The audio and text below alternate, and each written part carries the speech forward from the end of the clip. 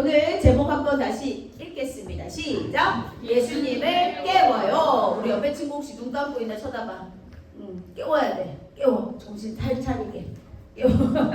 우리 오랜만에 우리 표 한번 외쳐보겠습니다. 삶으로 믿음을 보여줘요. 우리 큰 소리를 함께 외치겠습니다. 시작. 삶으로 믿음을 보여줘요. 우리 삶 가운데 예수님을 믿음을 우리가 믿지 않는 사람들에게, 많은 사람들에게 보여주는 우리 유초등부 친구들 되기를 소망합니다. 네, 우리 지난주까지 비유, 예수님의 비유의 말씀을 끝냈어요. 선생님이 이제 좀 후련해. 너무 힘들었거든요. 그런데 이제 오늘부터는 예수님이 사역하시는 내용들을 가지고 우리가 함께 배워보려고 합니다. 제자들과 함께 하셨던 그 예수님을 우리가 이번 주 또 다음 주 계속 배워보도록 할 거예요. 오늘 내용은요. 마태복음 8장에 기록된 내용인데 선생님이 이 말씀을 어렸을 때부터 드렸잖아요. 그때마다 궁금한 게 있었어요. 물론 그때는 이게 검색하는 그런 찬스들이 많지 않으니까 또 굳이 그냥 궁금하고 말지 뭐 전사님께도 이런 걸 물어볼까? 됐어. 이런 생각으로 그냥 묻어놨던 질문들이 오늘 있습니다. 그런데 이제 선생님이 성장하고 결혼도 하고 또 사모가 돼서 궁금했던 부분들을 이제 검색하기 시작하고 또 그것들을 보게 되었어요. 오늘 우리 친구들도 그런 궁금증이 있지 않을까?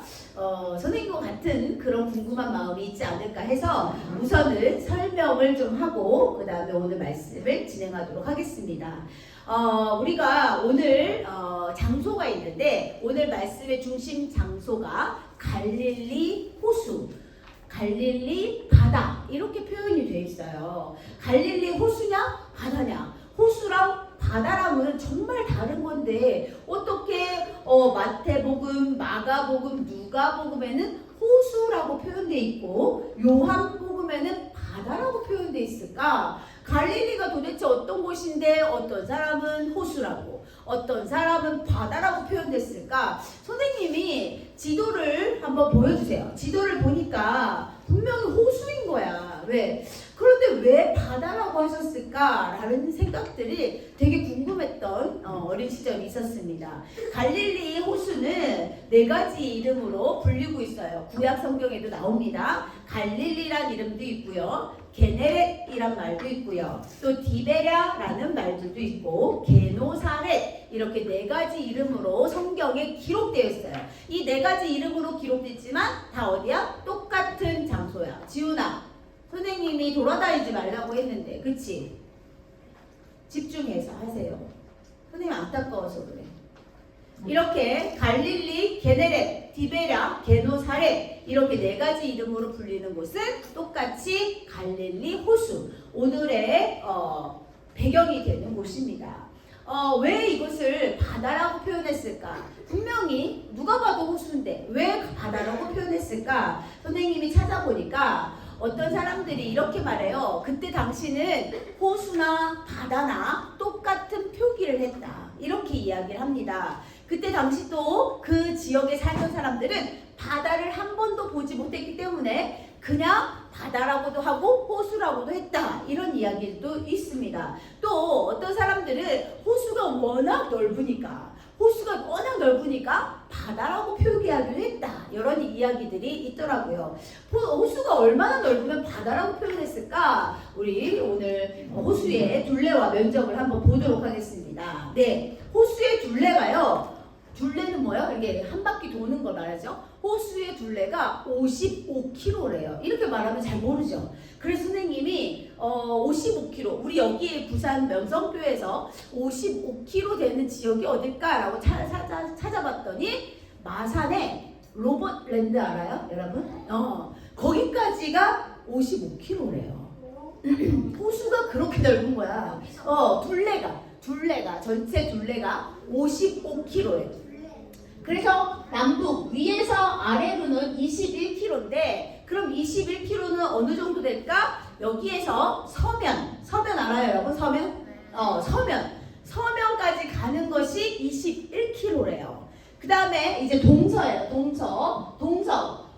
동서의 길이는 12km라고 했는데 12km는 어느 정도냐? 여기에서 김해공항 김해공항까지의 거리가 12km예요. 생각해보세요. 둘레는 여기에서 마산을 갈 수 있을 정도, 마산 로버랜드를 갈 수 있을 정도의 둘레고, 남북으로 21km, 또 동서로 12km. 그러니까 전체 면적은 160km제곱미터라고 기록되어 있습니다. 그리고 이거는 바다가 아닌데 호수인데 가장 깊은 곳이 몇 미터? 44m야.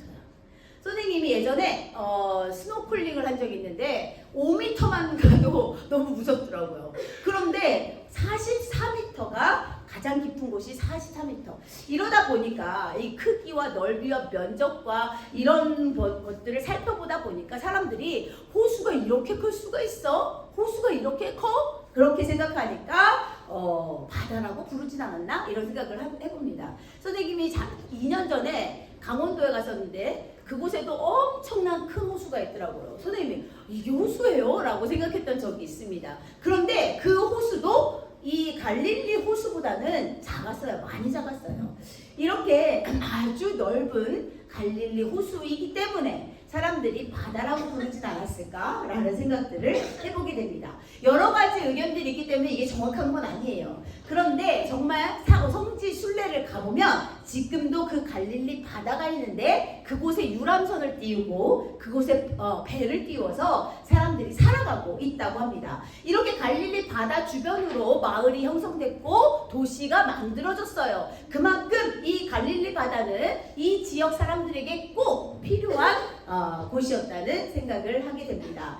이게 첫 번째 생각이었어요. 왜 갈릴리 호수를 바다라고 표현했을까? 이게 궁금했어요. 이제 두 번째 궁금함이 있습니다. 두 번째 궁금함은요. 오늘 말씀을 보니까 마태복음 8장 24절 말씀 한번 보여주세요.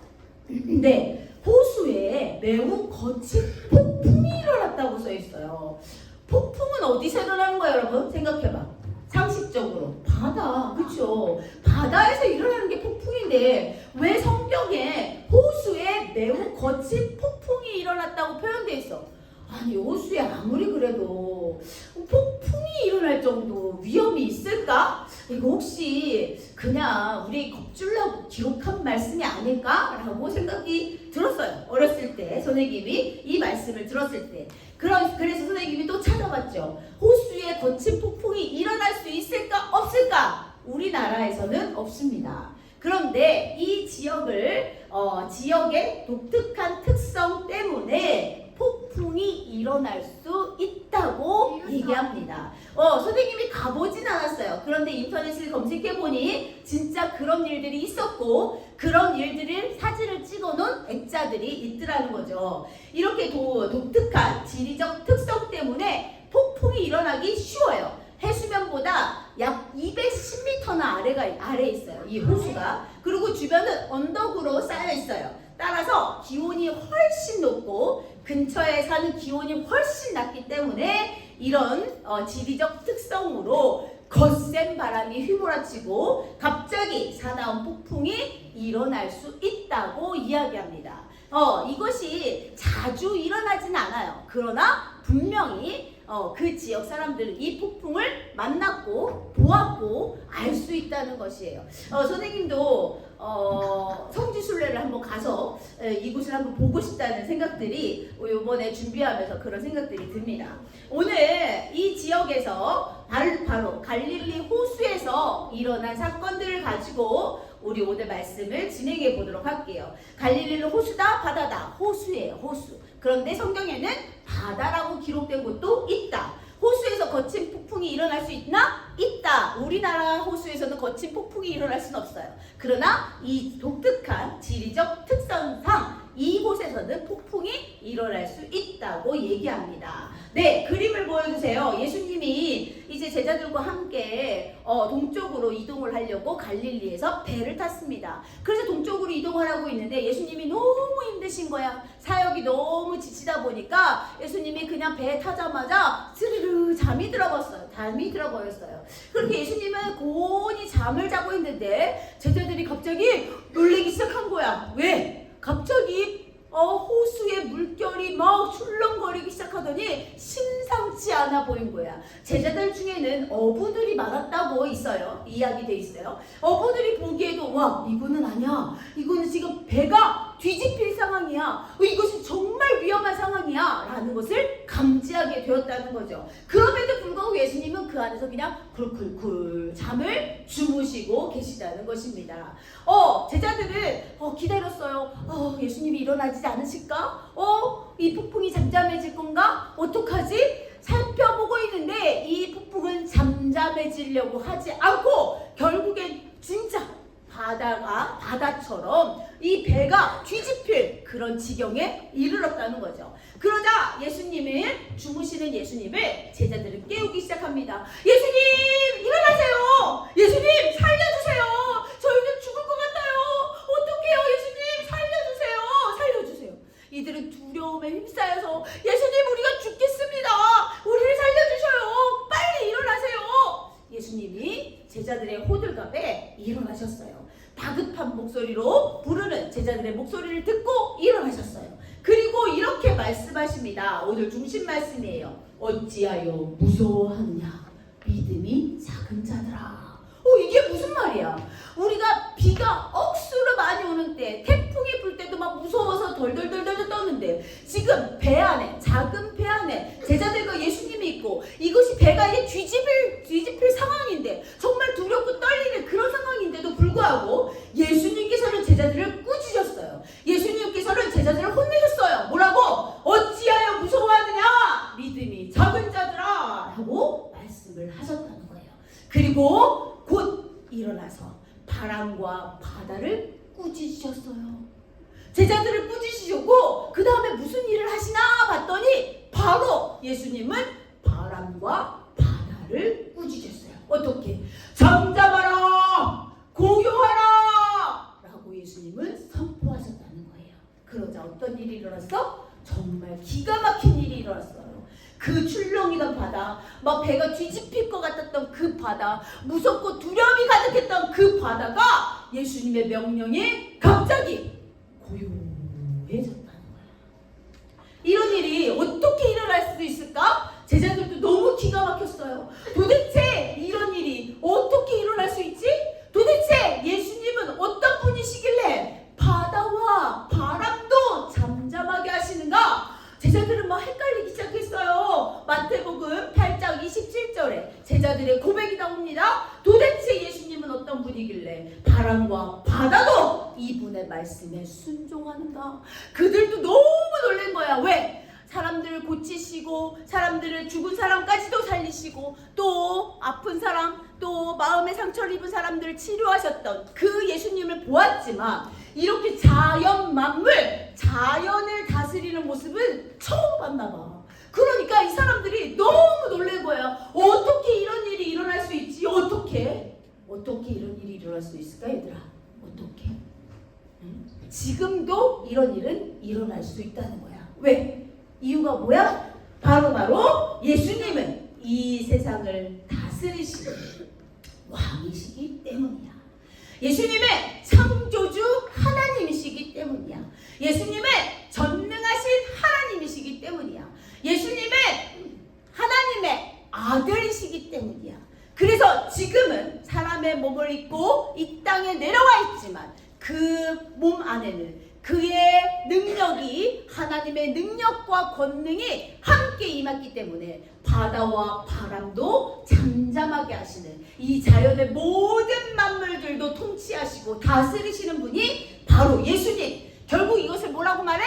왕이신 예수님의 그렇게 말할 수 있고 이 왕이신 예수님이시기 때문에 바다도 바람도 잠잠하게 하시는 거고 잠잠하라 고요하라 선포하셨을 때 바다도 말을 듣고 바람도 말을 듣는 그런 놀라운 일이 일어났었던 거예요.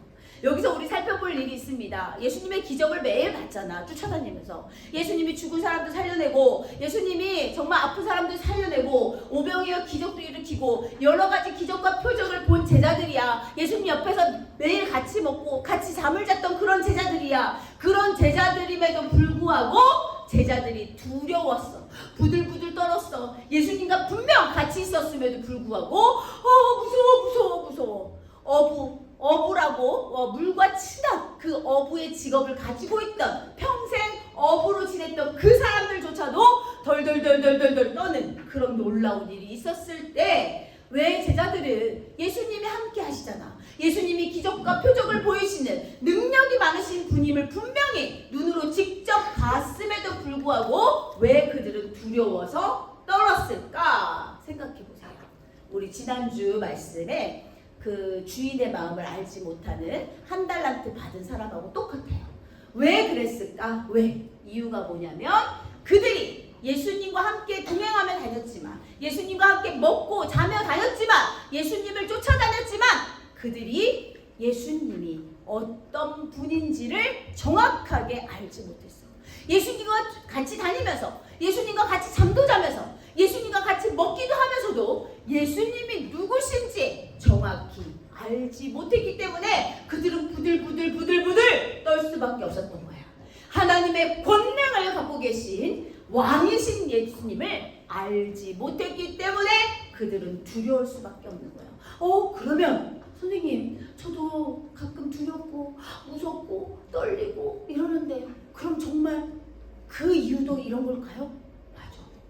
우리가 밤마다 선생님 귀신 생각나서 못 자겠어요. 혼자 잠을 못 자겠어요. 선생님 두려워요. 선생님 어떡해요? 이렇게 말하는 친구, 이렇게 생각하는 친구들은 지금 이 제자들과 똑같은 거야. 예수님 믿습니다. 예수님을 믿어요. 라고 선포하면서 두려움에 갇혀있는 사람들, 무서움에 갇혀있는 사람들, 바로 누구야? 예수님을 제대로 알지 못하기 때문에 그 두려움을 떨쳐낼 수 없다는 거예요. 여기서 나타나는 하나님의 속성, 우리 예수님의 속성은 한마디로 표현하면 어떤 하나님? 전능하신 하나님이에요. 전능하신 모든 것, 이 세상의 모든 것을 다 능력 있게 권능을 갖고 계신 하나님이 바로 우리가 오늘 말씀에 기록된 그 하나님 예수님을 기억해야 돼요. 내가 믿는 하나님, 내가 믿는 예수님이 바로 어떤 하나님이야? 전능하신 하나님이야. 그래서 더 이상 두려워할 필요가 없어. 무서워할 필요가 없어. 걱정, 근심할 필요가 없다는 얘기예요. 오늘 이 시간 이후부터 우리 친구들 마음 가운데 있는 두려움과 걱정과 근심이 모두 예수의 이름으로 떠나갈 줄 믿습니다. 아멘. 꼭 기억하세요. 이렇게 예수님이 누구신지, 예수님과 같이 다녔어도, 예수님이 기적을 보았어도 알지 못했던 그 제자들이 두렵고 떨렸던 것처럼 우리는 그러면 어떻게 살아야 될까라고 고민해야 돼요. 예수님이 행하신 수많은 기적을 보고도 그분이 어떤 분인지 깨닫지 못하는 사람들, 그런 제자들을 보면서 우리는 무엇을 느껴야 돼? 무엇을? 물론 우리는 믿음이 있다고 말해요. 여기 있는 사람들 저 믿음 없어요 하고 손드는 사람들은 없을 거야 아마. 저 예수님 믿어요. 믿음 있단 말이에요. 그렇게 생각할 거예요. 그럼에도 불구하고 예수님이 어떤 분인지 알지 못하는 것, 이것을 어떻게 생각해야 될까? 정말 답답한 노릇이지. 하나님이 우리의 모습을 보시고 이 제자들의 모습을 보시고 어떤 마음이 드실까? 아이고 답답하다, 답답해. 아이고 답답하다. 눈으로 직접 보고도 하나님 보여주세요. 보지 않고는 믿지 못하겠습니다 라고 이야기하는 사람들 보면 믿을까?